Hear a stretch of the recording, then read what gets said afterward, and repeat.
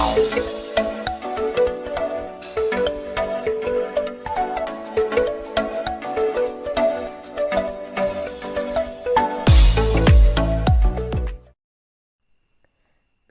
Assalamualaikum warahmatullahi wabarakatuh. Saya Rani Awalia Putri dari kelas 4C PAI.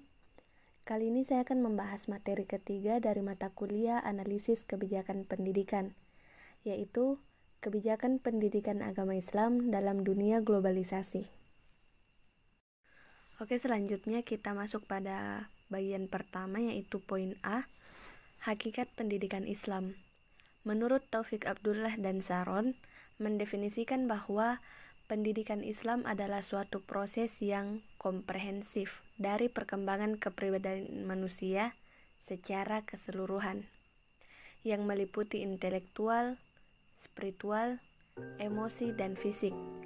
Dilihat dari aspek program dan praktek pendidikan Islam yang dilaksanakan pertama di Indonesia, menurut Muhaimin, setidaknya dapat dibagi dalam 5 jenis, yaitu yang pertama, pendidikan pondok pesantren, yang kedua, pendidikan madrasah dan pendidikan lanjutan seperti UIN, IAIN, STAIN, atau perguruan tinggi Islam yang bernaung di bawah Kementerian Agama. Yang ketiga yaitu pendidikan umum yang bernafaskan Islam yang diselenggarakan atau berada di bawah naungan yayasan dan organisasi Islam. Yang keempat, pelajaran agama Islam yang diselenggarakan di lembaga-lembaga pendidikan umum sebagai suatu mata pelajaran atau mata kuliah saja. Dan yang terakhir yaitu pendidikan Islam dalam keluarga atau tempat-tempat ibadah atau forum-forum kajian keislaman, majelis taklim dan sebagainya. Kemudian yang kedua, bagian B yaitu peran pendidikan Islam di Indonesia. Sejak awal kedatangannya di Indonesia pada abad ke-6 Masehi, Islam telah mengambil peran yang amat signifikan dalam kegiatan pendidikan. Peran ini dilakukan karena beberapa pertimbangan sebagai berikut. Yang pertama yaitu Islam memiliki karakter sebagai agama, dakwah, dan pendidikan. Dengan karakter ini, maka Islam dengan sendirinya berkewajiban mengajak, membimbing, dan membentuk kepribadian umat sesuai dengan nilai-nilai ajaran Islam. Yang kedua yaitu terdapat hubungan simbiotik fungsional Islam dan pendidikan. Terdapat hubungan simbiotik fungsional antara ajaran Islam dengan kegiatan pendidikan. Dari satu sisi, Islam memberikan dasar bagi perumusan visi misi, tujuan dan berbagai aspek pendidikan. Sedangkan dari sisi lain, Islam membutuhkan pendidikan sebagai sarana yang strategis untuk menyampaikan nilai dan praktek ajaran Islam kepada masyarakat. Yang ketiga yaitu pendidikan untuk mengangkat harkat dan martabat manusia. Islam melihat bahwa pendidikan merupakan sarana yang paling strategis untuk mengangkat harkat dan martabat manusia dalam berbagai bidang kehidupan. Itulah sebabnya tidak mengherankan jika ayat 1 sampai dengan 5 surah Al-Alaq sebagai ayat Al-Quran yang pertama kali diturunkan telah mengandung isyarat tentang pentingnya pendidikan. Ayat 1 sampai dengan 5 surah Al-Alaq tersebut artinya, bacalah dengan menyebut nama Tuhanmu yang telah menjadikan manusia dari segumpal darah, bacalah dan Tuhanmu yang maha mulia, yang telah mengajarkan manusia dengan pena. Ia mengajarkan manusia tentang segala sesuatu yang belum diketahuinya. Inovasi pendidikan Islam juga terjadi hampir pada seluruh aspeknya, seperti kurikulum, proses belajar mengajar, tenaga pengajar, sarana prasarana, manajemen, dan lain sebagainya. Melalui inovasi tersebut, kini pendidikan Islam ada di seluruh dunia, termasuk di Indonesia. Amat beragam, baik dari segi jenis, tingkatan, mutu, kelembagaan, dan lain sebagainya. Kemajuan ini terjadi karena usaha keras dari umat Islam melalui para tokoh pendiri dan pengelolanya, serta pemerintah pada setiap negara. Bagian C yaitu problem pendidikan agama Islam di dunia globalisasi.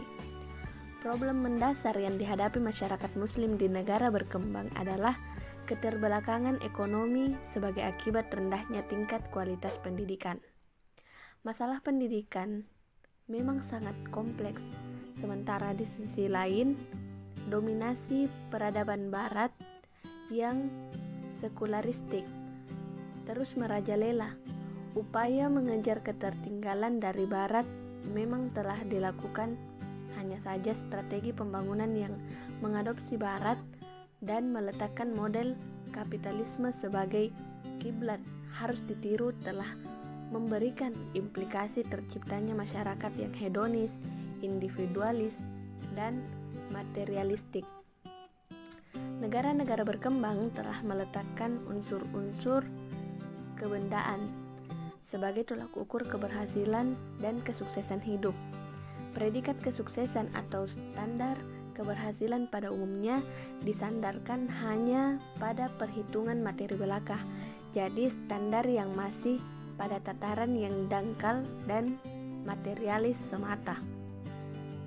Bagian D yaitu problem pendidikan agama Islam dalam dunia globalisasi. Problem mendasar yang dihadapi masyarakat muslim di negara berkembang adalah keterbelakangan ekonomi sebagai akibat rendahnya tingkat kualitas pendidikan. Masalah pendidikan memang sangat kompleks, sementara di sisi lain, dominasi peradaban barat yang sekularistik terus merajalela. Dalam konteks keindonesiaan, kualitas pendidikan Islam yang dalam hal ini pesantren dan madrasah masih jauh dari harapan.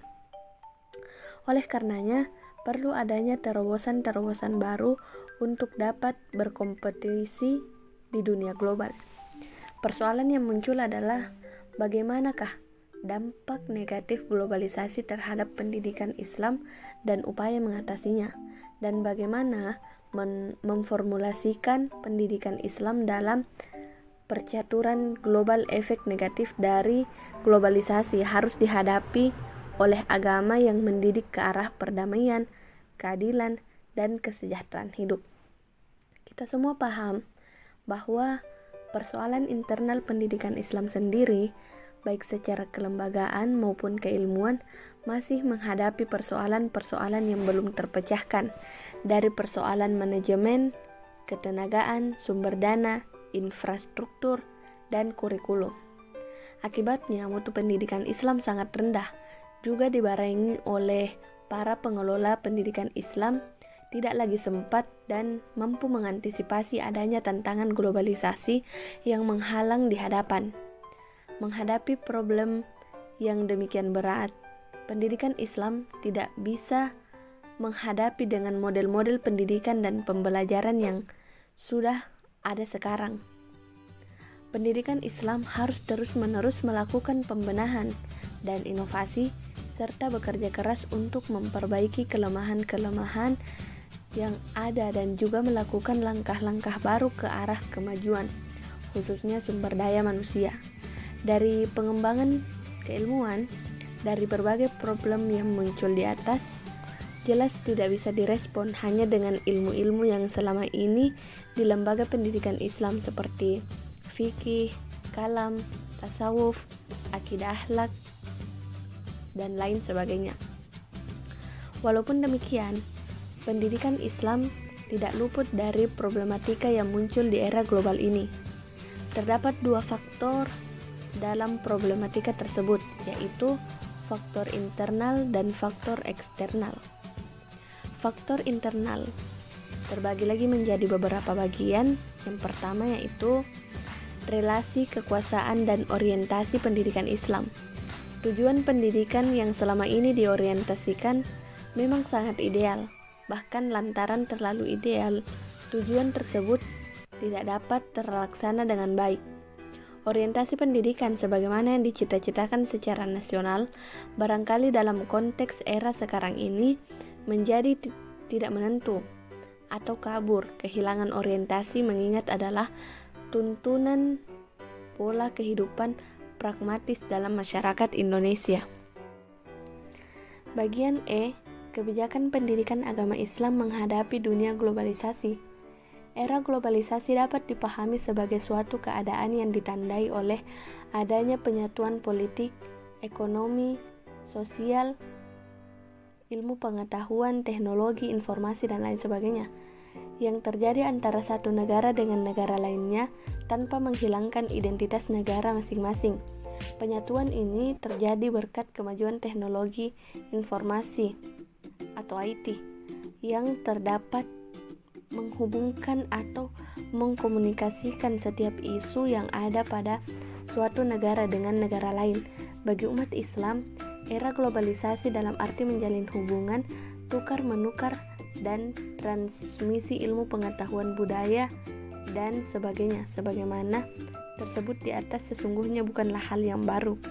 Globalisasi dalam arti yang demikian bagi umat Islam merupakan hal biasa. Di zaman klasik pada abad ke-6 sampai dengan 13 Masehi, umat Islam telah membangun hubungan dan komunikasi intens yang efektif dengan berbagai pusat peradaban dan ilmu pengetahuan yang ada di dunia seperti India, Cina, Persia, Romawi, Yunani, dan lain sebagainya. Di zaman modern abad ke-19 sampai dengan sekarang, hubungan Islam dengan dunia Eropa dan Barat terjadi lagi. Pada zaman ini timbul kesadaran dari umat Islam untuk membangun kembali kejayaan dalam bidang ilmu pengetahuan. Berbagai kemajuan yang dicapai oleh Eropa dan Barat dengan alasan bahwa apa yang dipelajari dari Eropa dan Barat itu sesungguhnya mengambil kembali apa yang dahulu dimiliki umat Islam. Baik, jadi itulah tadi materi kebijakan pendidikan agama Islam dalam dunia globalisasi. Semoga apa yang disampaikan bisa dipahami dengan baik. Sekian dari saya, kurang dan lebihnya mohon dimaafkan. Wassalamualaikum warahmatullahi wabarakatuh.